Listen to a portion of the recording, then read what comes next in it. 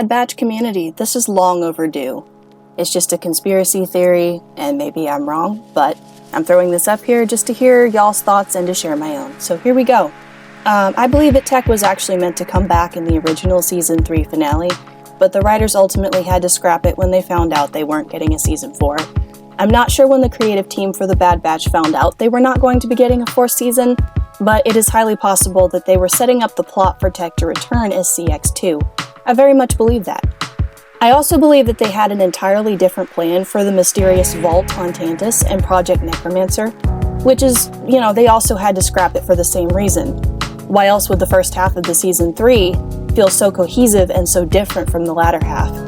I think they had a whole big reveal coming that just never saw the light of day, and Tech was going to be a part of that.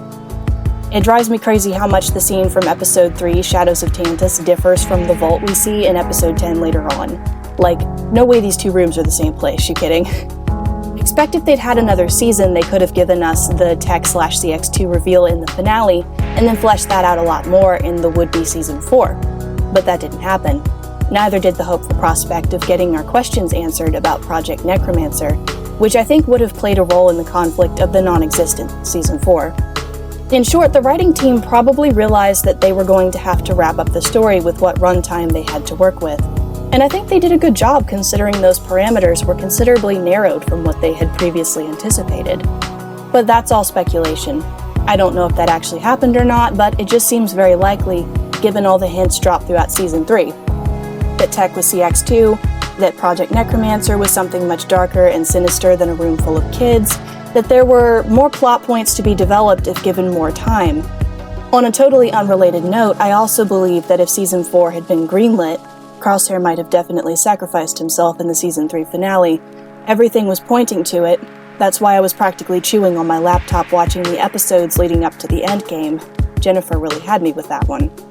I also think that one other plotline that they might have had in the works that I was nervous about leading up to the finale was that he was going to betray them, all because of that exchange between Crosshair and Rampart, where he says, "I've changed," and Rampart goes, "Sure you have." That made me very uncomfortable. Why would they include that just to have the ending that they did? Anyway, that's neither here nor there. Getting back on topic, in summary, I think the original script was for Tech to return as CX2 in a Season 4 that never got the green light.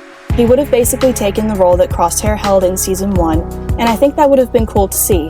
I mean, there's a lot of things. People were pointing out just how similar Tech looks to CX2, just his armor and his stance and all the things like that. They kind of pointed to it. And I may be delulu for that. I don't really like using that word. It's perfectly okay for fans to analyze things and come up with theories and get excited about things, and it's perfectly acceptable to get disappointed when those things don't pan out. But just don't let it ruin your whole experience with the show. Like, this is all meant to be fun.